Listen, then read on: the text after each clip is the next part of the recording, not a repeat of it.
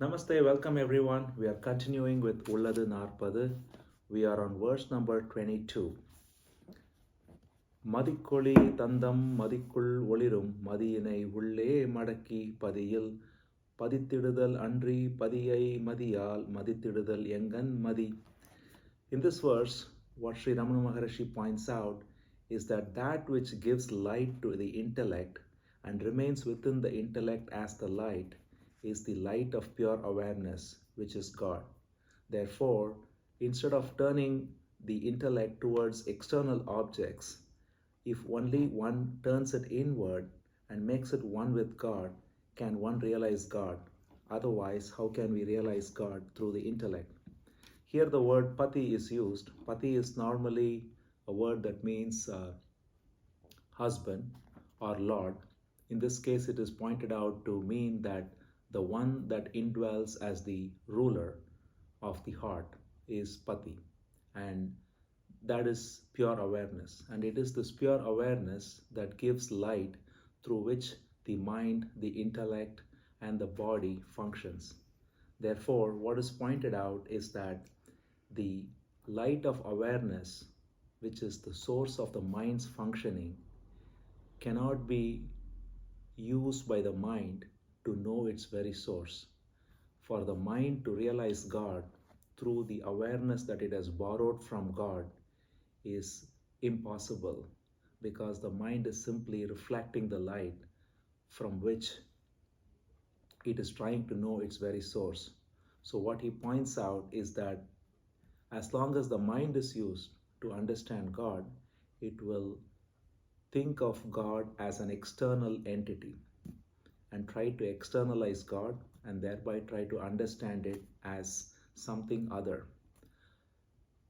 And the very question of where the mind is rising from will not be able to be looked at. So what is pointed out here simply is that the very functioning of the mind is in and of itself only possible due to the light of awareness, which is the pure nature of what we call God. So the way for the mind to realize God is not to use its externalizing tendency, but instead to go inward and abide simply as its very source. This is what is implied by this verse. And as long as the mind goes inward and remains in its source by simply inquiring as to who is operating as the mind, what is it that makes thoughts function? What is it that makes words spoken? What is it that makes actions happen?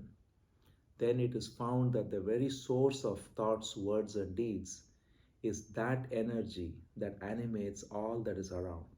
And that is what we call as God. And as long as we see that through this inward turned meditation, then alone we can truly realize God as our very nature and as the nature of all that is around. The next verse is about the nature of this ego, because what makes us feel as separate entities is this notion called I. And as long as this I is there, we take ourselves to be a separate entity, and therefore we externalize everything, including God.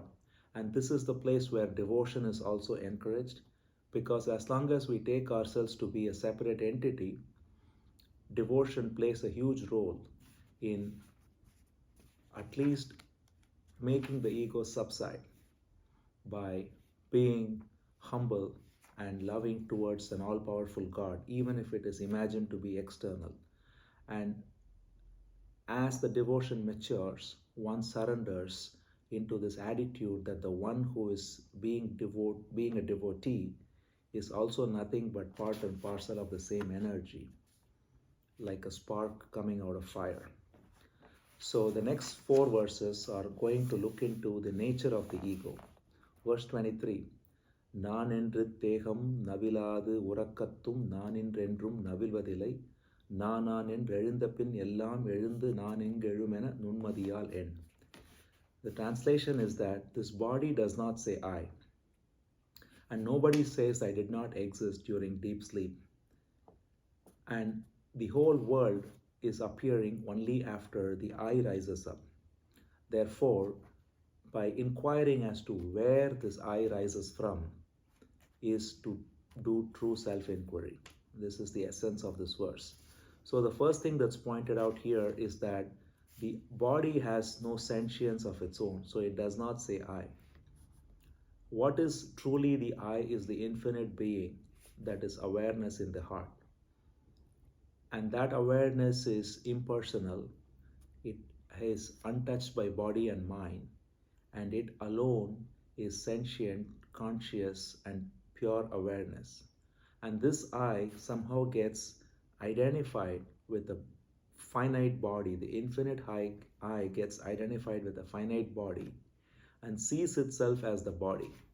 And this process of what is called a superimposition of the infinite on the finite is what is resulting in this false rising of the ego.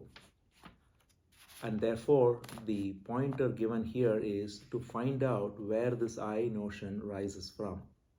Because everybody knows that I exist. And everybody can also easily deduct that the I is not just the body. Two things are pointed here. One is that, first of all, I am aware of the body. Therefore, by definition, I am not the body. Because there is an awareness of the body and of what the body goes through. And the same can be said of the mind too. The second point that Ramana Maharishi points out here is that nobody says I did not exist during deep sleep. What that points to is that, again, if I were simply the body, then I would not even exist when the body consciousness is not there. But in deep sleep, I still have a sense of existence that I wake up and tell that I had a deep sleep or I had a very blissful sleep. So for all these reasons, it's clear that the I persists regardless of the body. And therefore, he asks the question as to find out where this I rises from. That is true self-inquiry. And the next verse continues in the same vein, verse 24. Sada udal நான் என்னாது சச்சித்து உதியாது உடலளவா நான் என்று உதிக்கும் இடையில் இது சிச்சட கிரந்தி பந்தம் ஜீவனுட்ப மெய்யகந்தை இச்சம் சாரம் manam en.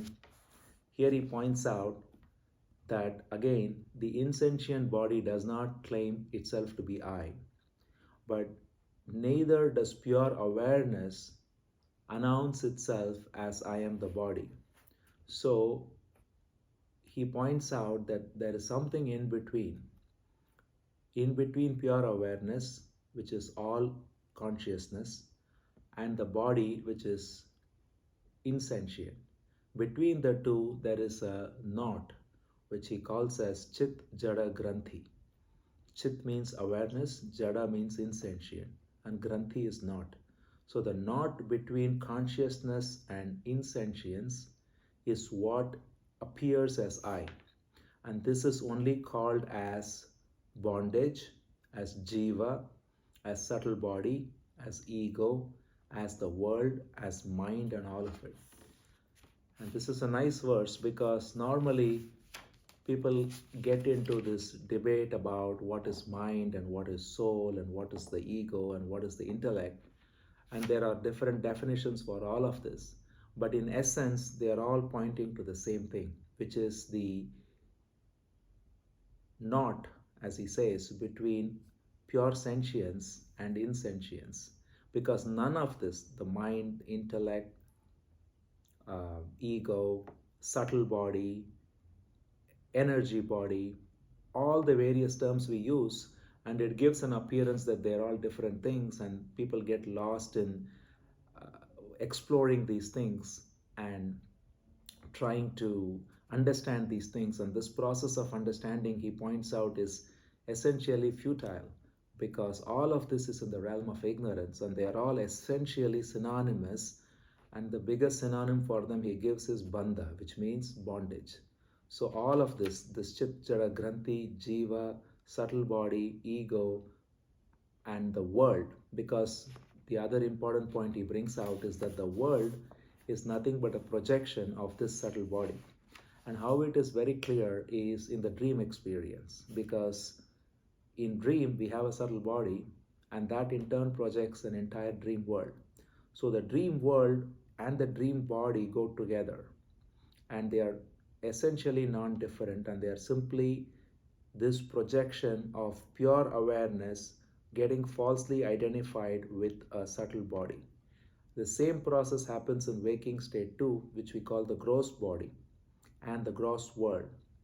And therefore, that is what results in bondage when we take ourselves to be a small body in a world around us, where in reality the world and the body are simply projections of the pure I due to false superimposition. So that is essentially the point brought out by this verse about the false superimposition.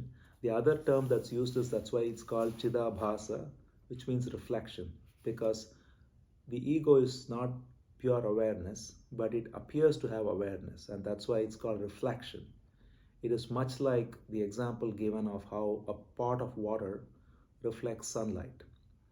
It is not the sun, but it seems to be a source of light, and therefore it is having the quality of light, but it's not the actual source of light. And just as in that case, if I inquire into where the light is coming from in that pot of water and see that it's a reflection, and then trace the reflection back to the source, then I see that the sun is the real source of the light in that water.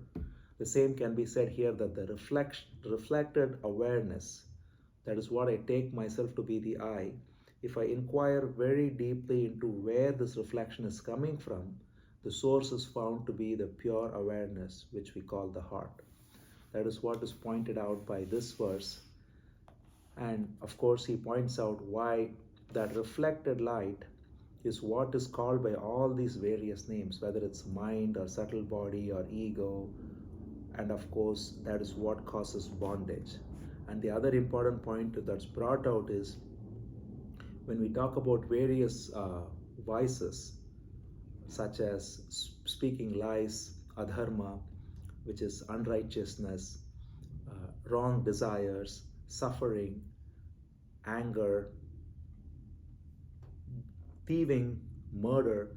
If you look at all of these things, there are so many there are so many moral and ethical codes that people talk about, of not to steal, not to lie, not to covet another's wealth, and so on. But here, what Ramana Maharshi points out is that if you realize that all of these are rooted in the ego, and therefore one doesn't have to go after one after another, because that becomes more like a do's and don'ts that again the ego tries to imbibe, and it is never permanent because it doesn't go to the root of the problem.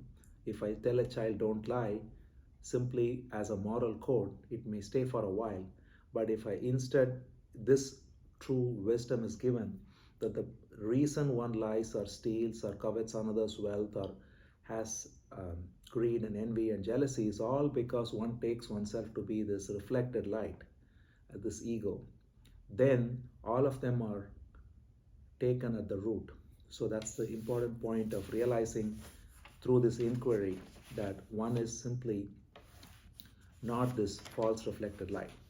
The next verse again continues the same. The next two verses we'll see will also continue what the I is. Verse 25. உருப்பற்றி உண்டாம் உருப்பற்றி நிற்கும் உருப்பற்றி உண்டுமிக ஓங்கும் உருவிட்டு உருப்பற்றும் தேடினால் ஓட்டம் பிடிக்கும் உருவற்ற பேயகந்தை ஓர். Here again Sri Ramana points out that the ego is like a ghost, and this ghost catches hold of a form, and as long as it catches hold of a form, it has life, and the moment it has to leave one form, it catches hold on to another form, and it keeps on going from form to form. And this can be extended to even ideas such as rebirth and so on. But even within one's life, we can see how the ego takes on different identities, which are all subtle bodies, and keeps on reviving itself. So one identifies with his nation, and then with his religion, and then with his family. And these are all different I's, but the essential component of all of this is the false identity, which is the ego. And the important thing he points out in this is, if you ask in the end, who is this ghost? Then this ghost takes flight, because it is easy for the ghost to hide behind a form and live in this false identity, and in this process come up with so many sadhanas, so many moral codes, have grand theories on karma and rebirth and all the rest.